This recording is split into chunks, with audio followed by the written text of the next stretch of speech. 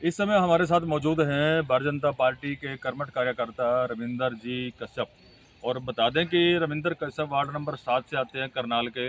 और ward number 7 से इन्होंने जिस टाइम बीजेपी की यानी कि डॉक्यूमेंट जमा हो रहे थे, उस समय में एक बयानबाजी की थी कि जो हम बाहरी व्यक्ति को घुसने नहीं देंगे, उसको अगर टिकट दे भी देती है बीजेपी तो हम उसको बहिष्कार करेंगे।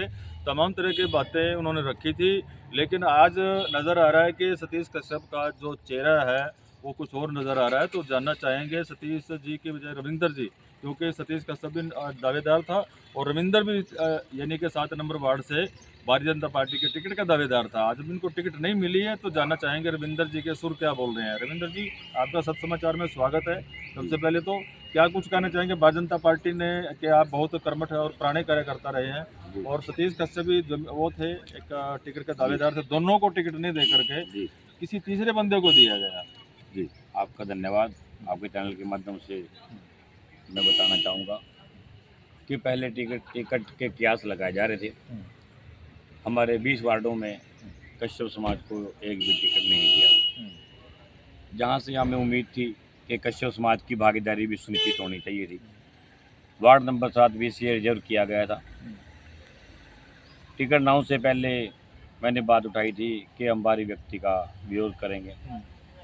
अब भारतीय जनता पार्टी ने जो निर्णय लिया है, ठीक है, हम पार्टी के साथ हैं।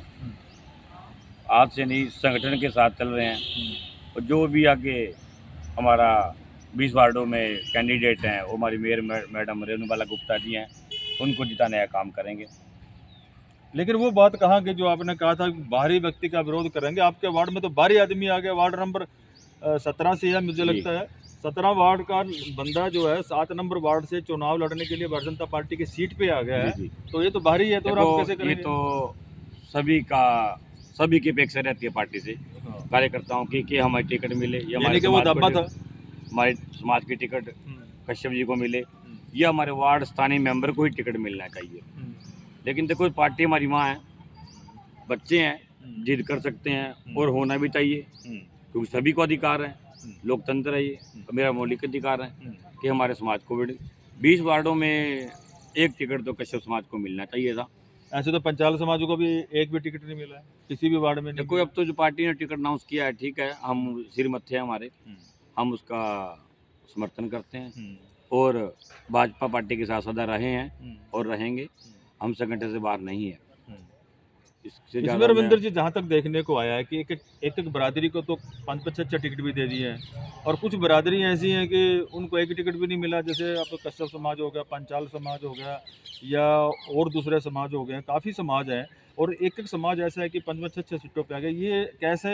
बीजेपी एक तरफ तो कहती थी कि हम जातिवाद, परिवारवाद, भाई भतीजावाद नहीं करेंगे, तो इसको आप क्या कहेंगे? देखो जी, जो पार्टी ने निर्णय लिया है जी, उसमें हम कुछ नहीं कह सकते। पार्टी ने जो भी निर्णय लिया, सोच समझ के लिया है। हो सकता है कुछ कमियां हो, हम उसको पूरी करने की कोशिश करेंगे। वो पार्टी के साथ हैं और पार्टी के साथ रहेंगे। हमारे 20 वार्डों में और एक 21वीं सीट जो है मेयर के पद पर है, हमारी रेणुबाला गुप्ता जी हैं, तीसरी बार हैट्रिक लगाएंगी।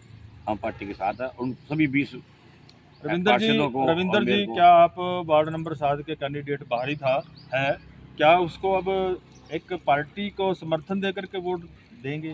देखो, जो पार्टी के सिपाही हैं, पार्टी के साथ हैं। पार्टी को देखते हुए मतलब वोट जी, देंगे? देखो, पार्टी के सिपाही हैं, पार्टी के साथ हैं। हम्म। तो जो पार्टी ने निर्णय लिया है, उससे हम बाहर नहीं होंगे। अपने वार्ड वासियों से क्या को अपील करेंगे?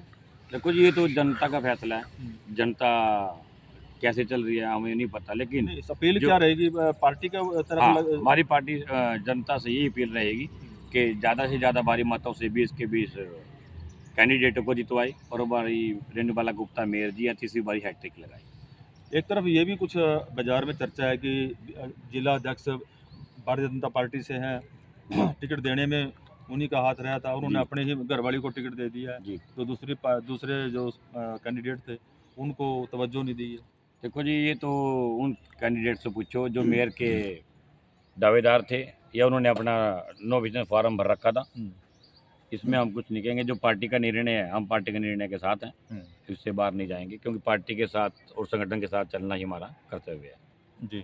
तो ये थे रविंदर कश्यप जी, जिन्होंने वार्ड नंबर 7 से अपने टिकट की दावेदारी प्रस्तुत की थी। इसके साथ में सतीश कश्यप हैं, क्योंकि ये वार्ड कश्यप समाज, इसमें वोट की संख्या ज़्यादा है। इन्होंने अपनी दावेदारी दी थी, लेकिन इनको दोनों को ही टिकट नहीं मिला है।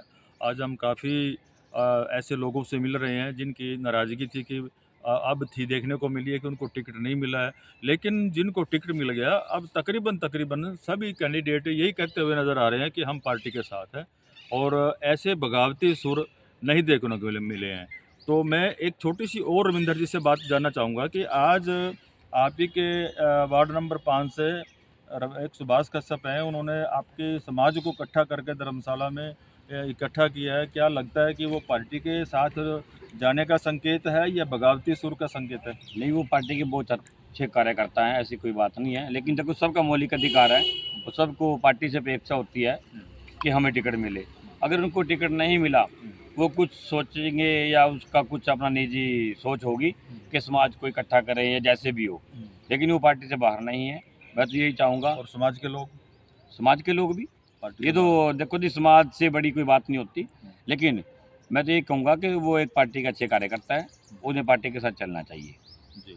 तो रविंदर जी ने हर एंगल से यानी कि फिट एंड फाइन की जो पेशकश की है कि हम पहले भी पार्टी के थे, आज भी पार्टी के हैं और आगे भी हम पार्टी के रहेंगे। तो जो भी लोग अपने समाज को इकट्ठा करके या कोई ऐसा अलग से डपली बजाना चाहते हैं, तो समाज, रविंदर जी ने बताया, किसी के बहकावे में ना आए, और ना ही ऐसा कोई कैंडिडेट नज़र आ रहा है कि वो बगावती सुर देगा। हो सकता है कि वहाँ बैठ कर के ये निर्णय लिया गया हो कि आप सब ने मिल करके भाजपा को सीट जिताना है और भाजपा के जो कैंडिडेट आया है उसी को देना। जहाँ तक इशारा रविंदर जी करना चाह रहे थे, वो मुझे लगता है यही इशारा है।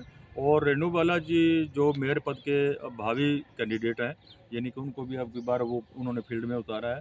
तो रेणु बाला का जो चेहरा है वो पहले से जनता में बड़ा अच्छा चेहरा पहले से उन्होंने अपने मन में सभी ने ये प्रो रखा है कि रेणु बाला मैडम को अगर टिकट मिलता है तो उनको अच्छी बहुमत से हम जिता करके भेजेंगे, क्योंकि इस तरह का चेहरा कोई और दूसरी टक्कर में नहीं था। और पार्टी ने जो निर्णय लिया है वो बहुत सोच समझ करके लिया है।